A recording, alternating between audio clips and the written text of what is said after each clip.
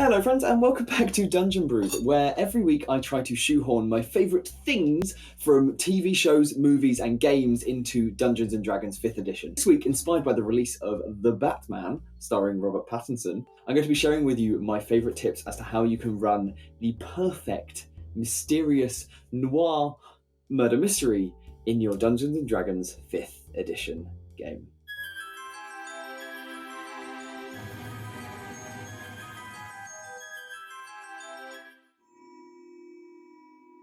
I would argue that there are three key elements to any murder mystery. The first is the nature of the victim, the second, the nature of the suspect, and the third, the clues you litter along the way to connect parts 1 and 2 together. With regards to victims, you need to make sure that they are sympathetic, and there are three ways to do this. The first of them is to provide them with a personality. Make sure that they're a real, living, breathing character, or at least they were before they died. The best way to do this is to make them in the same way that you would make a player character. Give them a race, give them a vivid description, give them a backstory and a motivation for what they were trying to achieve in life. For example, we could have a grung who has moved to Waterdeep with the express purpose of learning about science. He's left all of his dreams behind, all of his previous relationships, and started completely new in pursuit of something that very few people understand, and he is willing to stop at nothing to achieve them, or at least he was before someone stopped him. He had a personality. He was really, really driven in what he was trying to achieve. Perhaps not particularly liked by most people. He had a motivation. He wanted to become a great scientist, and he had a backstory, or at least there's a backstory somewhere in there that you can explore, and that's that he did other things before moving off to university. This provides someone who, at a minimum, is relatable, even if you can't quite sympathise with them, because they're a So that's the first person you'll encounter in your murder mystery, other than perhaps a beat cop. At the other end of the story is the villain, and it's important with the villain, much like with the victim, that they are relatable, that you can understand why they did what they did. We're aspiring towards Machiavellian villains as opposed to the kind of person you would encounter on Law and Order.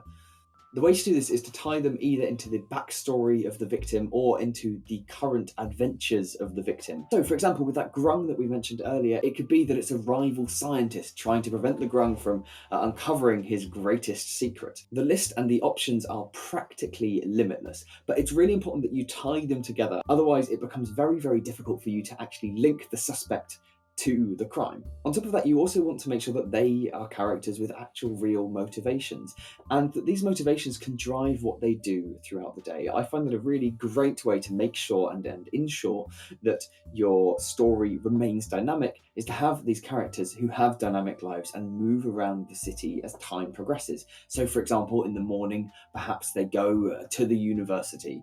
At lunchtime, they'll go back home to have some food. Then they do a bit more work, and then maybe in the evening they spend some time in a couple of seedy dive bars, making a bit of cash on the side for selling pipe weed. This ensures that the villain's motivation drives what they do throughout the day and will allow you to have more characters who can provide tips to the players. These can be dotted around the city in all of the places that the villains go to. They can be bartenders who work in bars and have seen slightly dodgy dealings going on. They can be shopkeepers who've seen this villain hooded at night walking around with a saw or a dagger. They could be someone at the university who manufactures poisons and has noticed that a certain poison from their cabinet has gone missing. Once you've got your victim and you've got your villain and you've got the things your villain does, a really, really simple thing to do is to build out a mind map of all of the connections between those people and other members in the city who might come up. But crucially, make sure that you don't tie in too many details to those characters in the mind map. You want them to be flexible. You want to be able to move them from one place, drop them somewhere else, potentially change their race, change their appearance, change their gender to fit the situation they're in. And the purpose of this is that third overarching part of any murder mystery, making sure that your players constantly have access to clues, they constantly have a lead which they can follow, and they always know that there's somewhere they can go to get more clues. By being able to lift up and drop characters around wherever you need them into any given social encounter, it makes sure that your players are never going to get bored and that you never waste any prep. Because you don't want to spend 40 hours planning for a murder mystery which can be solved in 3 or 4 hours. You want to have vague hints and tips here, there and everywhere that you can just drip feed to your players based on where they go. But also, if your players have seen an alley cat and for some reason have persuaded themselves that this cat is going to lead them to the suspect, well, it allows you to move one of those characters somewhere down that alley and allow your players to witness something which perhaps you were waiting for them to attend your cleverly named tavern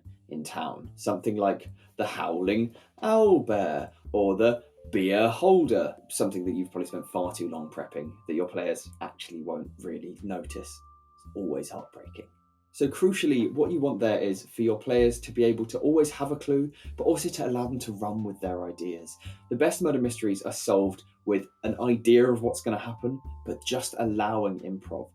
Police officers at a crime scene don't have a script that they're going to strictly follow. They're just going to look for that evidence and they're going to sniff things, and then they're going to form inappropriate relationships with the people they meet, and they're investigating, father children with them, and then never face punishment for that fact. Anyway, I've been Sam. I hope you've enjoyed Dungeon Brews, and I'll see you next week when I'll be talking about something else. Bye!